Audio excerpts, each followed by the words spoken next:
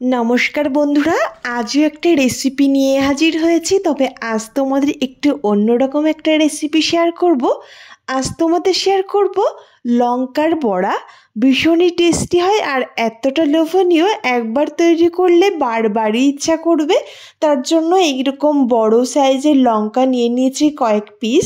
তবে দেখো, আমি মাছ বরাবর কেটে ভিতরের যে বীজটা থাকে সেটা বের করে নিয়েছি। তবে কিছুটা আমি বের না করে রেখেছি তোমাদের দেখানোর জন্য। তো দেখো, প্রথমে ছুরি দিয়ে সাইড দিয়ে এইভাবে কেটে নিলাম। এইবার ভিতরে যে বীজটা রয়েছে এটা একটা চামচের পিছন সাইড দিয়ে এইভাবে পুরোটা বের করে নিতে হবে। তো এইভাবে বাকি যেগুলো রয়েছে সবগুলো একই রকমভাবে লঙ্কার বীজটা বের করে নিয়ে ভিতরটা পরিষ্কার করে ধুয়ে নেব। তো এইভাবে প্রত্যেকটা কিন্তু আমি পরিষ্কার করে নিয়েছি। ভিতরটা পরিষ্কার করে ধুয়ে একটা পাত্রে নিয়ে নিলাম। এবার একটা কড়াই বসিয়ে দিয়েছি। প্রথমে কড়াইয়ের উপর দিয়ে দিচ্ছি গোটা গরম মশলা। এখানে ছোট 2 টুকরো দারচিনি, 2টো লবঙ্গ আর একটা এলাচ দিয়েছি, সঙ্গে সামান্য পরিমাণ গোটা জিরে আর 2টো গোটা শুকনো লঙ্কা ভালো করে ভেজে নেব। তবে পুড়িয়ে ফেলা যাবে না, একদম আঁচটাকে লোতে রেখে একটু টাইম ধরে ভেজে নিতে হবে। তো দেখতেই পারছো বেশ লালচে রং ধরে ভেজে আমি তুলে নিয়েছি। সেই কড়াইতেই দিয়ে দিলাম কিছুটা রিফাইন অয়েল, আর তারই সঙ্গে তেলটা বেশ ভালো গরম হয়ে গেলে 1 চামচ গ্রেট করা রসুন দিয়ে দিলাম। রসুনটা দিয়ে নেড়েচেড়ে যখন এইরকম লালচে রং ধরে যাবে তখন এই অবস্থায় অ্যাড করব কেটে রাখা পেঁয়াজগুলো বেশ ছোট করেই কেটে নিয়েছি। বড় সাইজের একটা পেঁয়াজ কেটে দিয়ে দিলাম। নেড়েচেড়ে এবার হালকা পেঁয়াজটাকে ভেজে নেব। যখন এইরকম হালকা রং ধরে যাবে পেঁয়াজে আর নরম হয়ে যাবে, সেই টাইমে এখানে অ্যাড করে দেব 2টো সিদ্ধ আলু। মিডিয়াম সাইজের 2টো সিদ্ধ আলু হাত দিয়ে আমি ম্যাশ করে আগেই রেখেছিলাম। তো সেই সিদ্ধ আলুটা দিয়ে দিলাম। প্রথমে পেঁয়াজের সঙ্গে আলুটাকে ভালো করে মিশিয়ে নিচ্ছি। ভালো করে মিশিয়ে নেওয়ার পর এবার এখানে অ্যাড করে দেব পরিমাণ মতো লবণ আর হলুদ। যে যার স্বাদ অনুযায়ী লবণটা দিয়ে দেবে। এখানে অল্প পরিমাণেই দিচ্ছি, এখানে মোটামুটি 1/2 চামচ মতো লবণ আর সামান্য হলুদ গুঁড়ি দিয়েছি। আবারও ভালো করে মিশিয়ে নেব।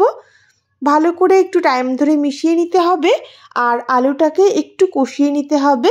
3 মিনিট মতো ধরে আমি আলুটাকে নেড়েচেড়ে মিশিয়ে নিয়েছি আর একটু কষিয়ে নিয়েছি। তো ফিরে আসছি 3 মিনিট পর।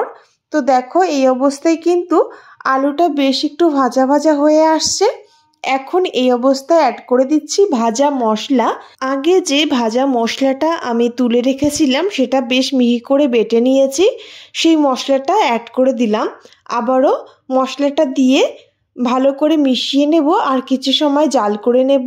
তো এইভাবে নেড়েচেড়ে 2 মিনিট মতো আবারও কষিয়ে নিয়েছি। তো দেখো, এই অবস্থায় কিন্তু বেশ কষানো হয়ে আসছে। তো 2 মিনিট পর ফিরে এলাম, একদমই পুরোটা তৈরির দিকে। এবার একদম শেষে অ্যাড করে দিচ্ছি কিছুটা ধনেপাতা কুচি দিয়ে কয়েক সেকেন্ড নেড়েচেড়ে মিশিয়ে নেব। তো দেখো, একদমই আলুর পুরটা আমাদের তৈরি হয়ে গেছে। এবার একটা পাত্রে নামিয়ে নেব। তো বন্ধুরা, এই পুরটা ভাজা মশলার জন্য কিন্তু খুবই টেস্টি হয়। আলুর পুরটা সাইডে রেখে দিয়ে অন্যদিকে একটা পাত্র নিয়ে নিলাম আর নিয়ে নিচ্ছি 1 কাপ মতো বেসন আর তার সঙ্গে 1/2 কাপ চালের গুঁড়ি। বেসনটা হাতের কাছে না থাকলে কর্নফ্লাওয়ার আর চালের গুঁড়ি দিয়েও কিন্তু এই ব্যাটারটা তৈরি করে নিতে পারো। এইবার এখানে দিয়ে দিচ্ছি স্বাদ অনুযায়ী লবণ, 1 চিমটি হলুদ গুঁড়ি আর 1/2 চামচ মতো লাল লঙ্কার গুঁড়ি আর তারই সঙ্গে সামান্য ধনে গুঁড়ি অ্যাড করলাম। এবার অল্প অল্প জল দিয়ে একটা ব্যাটার তৈরি করে নিচ্ছি। ঘনত্বটা কীরকম থাকবে সেটা তোমাদের একদম শেষে দেখাচ্ছি। এইভাবে ভালো করে হাত দিয়ে ফেটিয়ে আমি একটা ঢাকনি দিয়ে ঢেকে রেখে দিচ্ছি। আর অন্যদিকে যে লঙ্কাগুলো আমি রেখেছিলাম, এবার এই লঙ্কাগুলোর মধ্যে আলুর পুরটা দিয়ে নেব। তো দেখো, মাঝ বরাবর এইভাবে আলুর পুরটা দেওয়ার জন্য আমি প্রথমে কিছুটা আলুর পুর হাতে নিয়ে এরকম একটা লম্বা শেপ করে নিলাম আর মাঝে যতটা আলুর পুর দেওয়া যায় ততটাই দিয়ে দিতে হবে। এই আলুর পুরটা দেওয়ার কারণে খেতে কিন্তু ভীষণই টেস্টি হয়।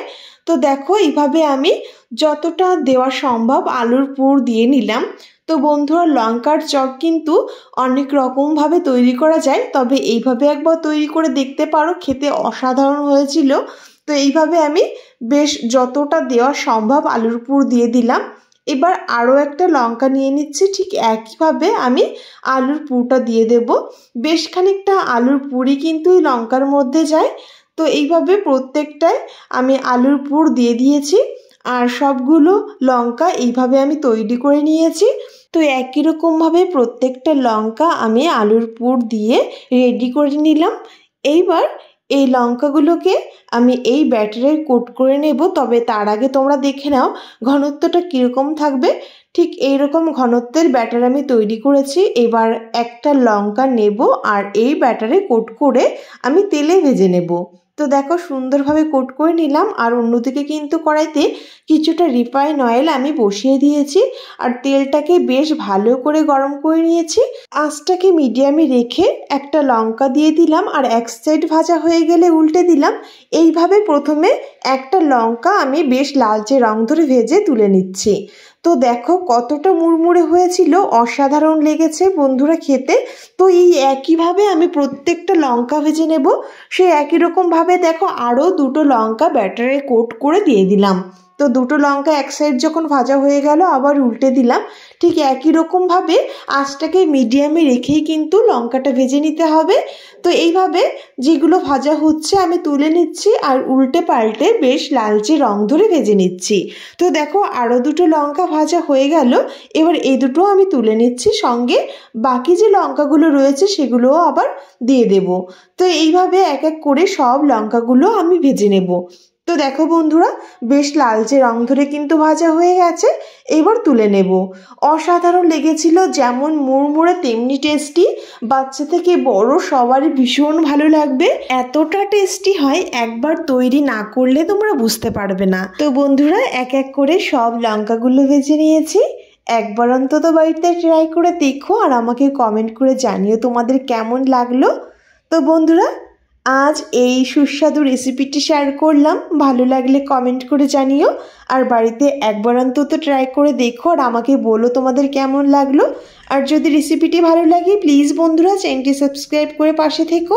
তো আজ এ পর্যন্তই, দেখা হবে নেক্সট কোনো নতুন রেসিপি নিয়ে। খুব ভালো থেকো তোমরা।